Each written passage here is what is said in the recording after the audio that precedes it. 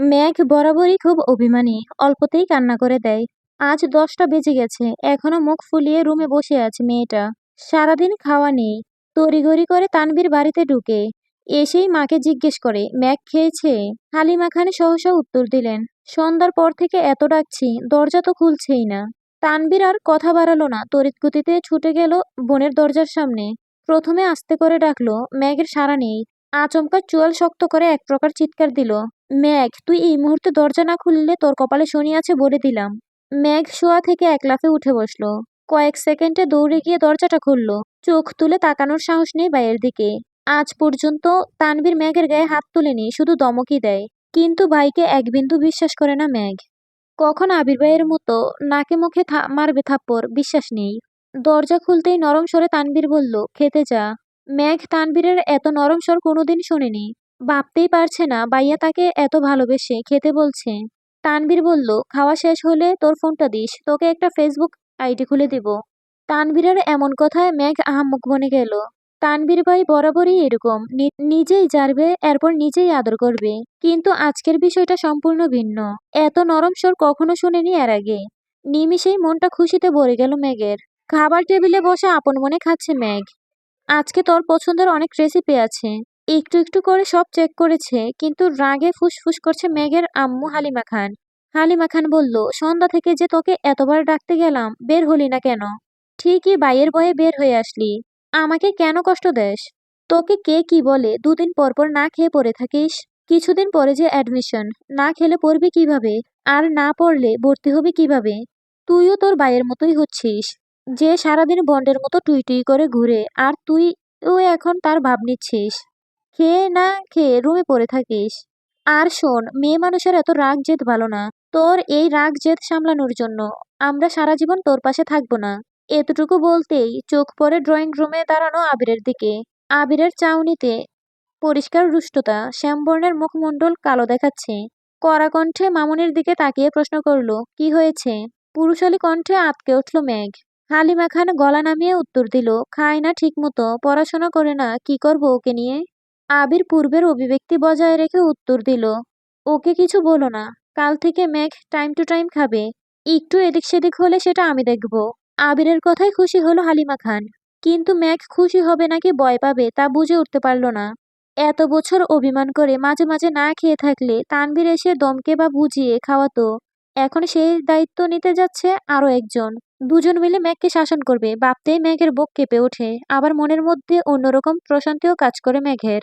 আবির ভাইয়ের মূল্যবান সময়ের মধ্যে 5 মিনিট সময় নিয়ে যে মেঘকে নিয়ে ভাববে, ভাবতেই খুশি খুশি লাগছে মেঘের। তৎক্ষণাৎ মনে হয়ে গেল তানভীর ভাইয়া বলেছে ফেসবুক আইডি খুলে দিবে। তাড়াতাড়ি খেয়ে রুমের দিকে ছুটল মেঘ। রুম থেকে ফোন নিয়ে ছুটে গেল তানভীর ভাইয়ের রুমে, কিন্তু তানভীর ভাইয়ের রুমে নেই। কিছুক্ষণ অপেক্ষা করলো, কিন্তু কোথাও নেই।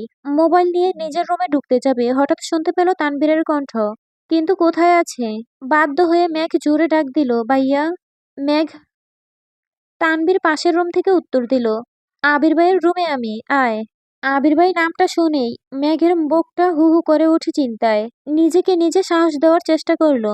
তারপর গুটি গুটি পায়ে দরজায় এসে দাঁড়ালো। তানভীর বলল, ভিতরে আয়। মেঘ বলল, মোবাইলটা দিয়ে যাই, তুমি কাজ করো। তানভীর বলল, আরে ভিতরে আয়, বস তুই, তোকেও দরকার লাগবে। মেঘ আর কথা না বাড়িয়ে চুপচাপ খাটের কর্নারে বসলো। আবির নেই রুমে, ওয়াশরুমে আছে মনে হয়। তানভীর ফোনটা নিয়ে কি যেন করছে, তখনই ওয়াশরুম থেকে বের হয়ে আবির। মেঘের দৃষ্টি পড়ে সেদিকে। একটা ছাই রঙের টি শার্ট আর একটা ব্ল্যাক ট্রাউজার। ভেজা চুলগুলো থেকে টপ টপ করে পানি পড়ছে। শরীরের টি শার্টটা অনেকটাই ভিজে গেছে। মেঘ টেনে হিচড়ে দৃষ্টি নামিয়ে আনলো, মনে মনে ভাবছে, একটা মানুষ এত কিউট কিভাবে হয়? যদি পারতাম আমার পড়ার টেবিলে সাজিয়ে রাখতাম, সারাদিন পড়তাম আর দেখতাম, তাহলে আমার মন কখনোই খারাপ হতো না। লোকটা ফর্সা নন, শ্যামলা গায়ের রং, কিন্তু দেখতে মারাত্মক সুন্দর। সবচেয়ে মারাত্মক ওনার লোক, ওনার তাকানোর স্টাইল। উফ, যতবার দেখছি ততবারই নতুন করে ক্রাশ খাচ্ছি। আবির ভাই খাটের অপর পাশে মোবাইল হাতে নিয়ে বসেছেন। তানভীর ভাইয়া মোবাইলে ফেসবুক অপশনে ক্রিয়েট এ নিউ অ্যাকাউন্টে ঢুকতেই তানভীর ভাইয়ার ফোনে কল আসে। দাঁড়িয়ে পকেট থেকে ফোন বের করে রিসিভ করে কথা বলতে শুরু করে। অমনি মেঘের মোবাইলটা আবিরের হাতে দিয়ে বলে, ভাইয়া, তুমি ওর অ্যাকাউন্টটা খুলে দাও, আমার গুরুত্বপূর্ণ কল আসছে। এই বলে মোবাইল রেখে রুম থেকে বেরিয়ে চলে গেলেন। মেঘ বসে আছে চুপচাপ, মুখ তুলে তাকাতে সাহস পাচ্ছে না। বুকটা এখনো ধুকপুক করছে। আবির মেঘের মোবাইলে নিজের মতো করে ফেসবুক অ্যাকাউন্ট খুলছে। জন্ম তারিখ, সাল, নাম কিছুই জিজ্ঞেস করার প্রয়োজন মনে করেনি উনি। সব কাজ শেষ করে ফোনটা এগিয়ে দিলেন মেঘের দিকে। তখনই রুমে ঢুকলো তানবীর। সহসা বলে উঠল, শেষ। এই বলে ফোনটা নিজের হাতে নিল। ফেসবুকে ঢুকে তানবীরের আইডিটা খুঁজে রিকোয়েস্ট পাঠালো। আবিরের দিকে তাকিয়ে বলল, ভাইয়া তোমাকে রিকোয়েস্ট দেই, অ্যাকসেপ্ট করো নাকি?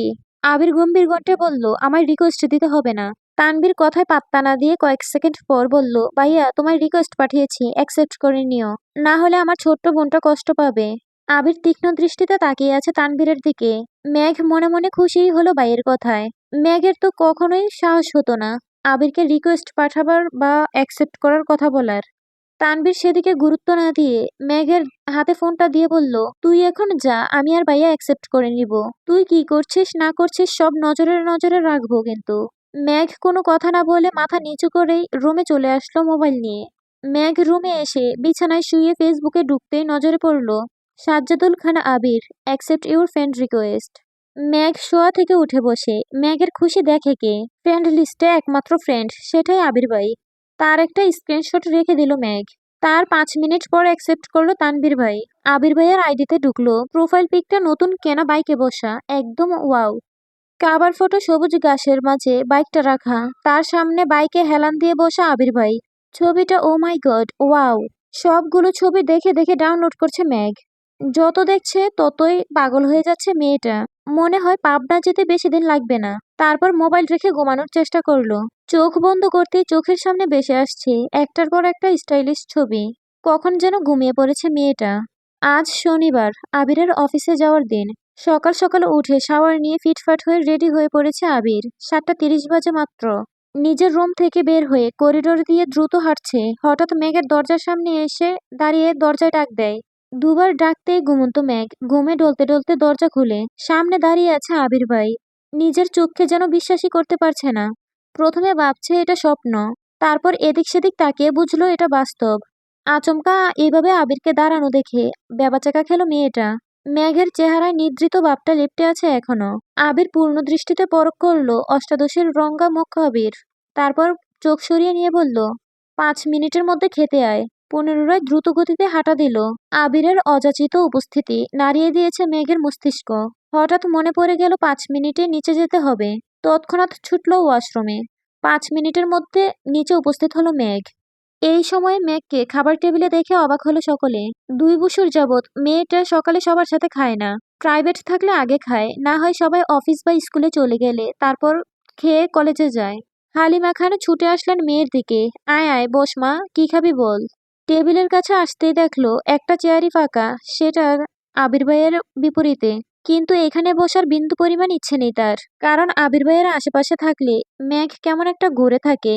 মন মস্তিষ্ক সব যেন আবির ভাইয়ের নিয়ন্ত্রণে থাকে। কিন্তু কিছু করার নেই, বাধ্য হয়ে বসতে হলো ওই চেয়ারে। আবির মাথা নিচু করে মনোযোগ দিয়ে খাচ্ছে। মেঘ তখন ঘুমে টলতে টলতে আবিরকে দেখছিল রাজপুত্রের মতো। কিন্তু এখন আর সে তাকাতে পারছে না। শীর্ণ বক্ষ দরফর করছে মেঘের। মনে মনে ক্ষোভ করে চাচ্ছে একটু তাকিয়ে আবিরকে দেখতে, কিন্তু মনে হচ্ছে কিছু একটা মাথায় চেপে বসে আছে। মুখটাই তুলতে পারছে না। আলী আহমদ খান হঠাৎ বলে উঠলেন, মেঘমা, আজ থেকে তোমার নতুন টিউটর আসবে। সারাদিন তো তুমি বাইরে থাকবে, তাই তাকে সন্ধ্যার পর আসতে বলছি। মেঘ চুপচাপ খাবার খাওয়ার চেষ্টা করছে। বুকের ভিতর যে জ্বর তুফান চলছে তা যেন কেউ বুঝতে না পারে। আবির সবার আগে খাবার শেষ করে বাসা থেকে বের হয়ে গেল। আবিরের পিছন পিছন আলী আহমদ খান, মুজাম্মেল খান, ইকবাল খানও চলে গেলেন। ইকবাল খান আগেই অফিসে জানিয়ে দিয়েছেন অফিস যেন সাজিয়ে গুছিয়ে রাখে। আবির অফিসের সামনে এসে বাইক পার্ক করে অফিসে ঢুকতে গেলে সিকিউরিটি গার্ড বলে ওঠে, স্যার আপনার একটু বসতে হবে, বড় স্যাররা না আসলে আপনি ভিতরে যেতে পারবেন না। আবিরের পায়ের রক্ত মাথায় উঠে যাচ্ছে। রাগে কটমট করতে করতে ওয়েটিং রুমে বসে আছে সে। 10 মিনিটের মধ্যে অফিসে ঢুকলেন 3 ভাই। আবির তখনও বসে আছে। কিছুক্ষণ পর সিকিউরিটি গার্ড এসে ডাকলেন, স্যার আপনাকে ভিতরে যেতে বলেছে। আবির নির্ভীক ভঙ্গিতে হেঁটে ভিতরে চলে গেল। অফিসের ভিতরে ফুল দিয়ে সাজানো। ঢুকতেই সবাই হাততালি দিয়ে কংগ্রেচুলেশন জানাচ্ছে আবিরকে। 2-1 জন ছবি তোলায় ব্যস্ত। বাবা চাচা 3 জন আর আবির মিলে একটা কেকও কাটলো। তিন ভাইয়ের তো আজকে খুশির দিন। বংশের বড় ছেলে তাদের কোম্পানির হাল ধরতে যাচ্ছে। এর থেকে বড় পাওয়া আর কি আছে? তানবীরের মতো আবিরও যদি মুখের উপর বলে দিত আমি ব্যবসা সামলাবো না, তখন তো কিছুই করার ছিল না। আবির যেহেতু মেনে নিয়েছে এতেই হবে। ঘন্টাখানেক হলো আবির অফিসে এসেছে। এর মধ্যে চাচ্চু ইকবাল খান বাতিজাকে সব কাজকর্ম বুঝিয়ে দিতে ব্যস্ত। অন্যদিকে আলী আহমদ খান এবং মুজাম্মেল খান আজ আড্ডায় মগ্ন। তাদের মাথা থেকে সব চাপ চলে গেছে। দুই ভাই মিলে চা খাচ্ছে, খুনসুটি করছে। এত বছরের ব্যবসায়িক জীবনের অবসানের সময় এসেছে এবার। সারাদিন আবিরের ব্যস্ততায় কাটে। প্রথম দিনে অফিসের দায়িত্ব বুঝিয়ে নেওয়া বিশাল চাপ। মাঝখানে একবার সময় করে বাবা চাচাদের সাথে তোলা একটা ছবি ফেসবুকে শেয়ার করেছিল। 6টায় বাসায় ফিরেছে আবির। এসেই সোজা রুমে চলে গেছে। শাওয়ার নিয়ে রেস্ট নিচ্ছে। হয়তো ঘুমিয়ে পড়েছিল। দুঃস্বপ্নই দেখলো কিনা, আচমকা উঠে বসলো বিছানায়। আবিরের চোখে মুখে উদ্বেগ স্পষ্ট। তড়িঘড়ি করে রুম থেকে বের হয়ে নিচে আসলো। পরিস্থিতি স্বাভাবিক। মালিহা খান এবং হালিমা খান কাজে ব্যস্ত। আদির আম্মু আদিকে নিয়ে পড়াতে বসেছেন। মিমও হয়তো পড়ছে নিজের রুমে। কয়েক মুহূর্তে সোফায় বসে আবার উঠে রান্নাঘরের দিকে গেল। হালিমা খানের দিকে তাকিয়ে ঠান্ডা কণ্ঠে জিজ্ঞেস করলো, ম্যাগ কোথায় মামুনি? ম্যাগের টিউটর এসেছে, পড়ার ঘরে পড়াচ্ছে। আবির বলল, ও আচ্ছা, আমায় একটু কফি করে দিতে পারবে?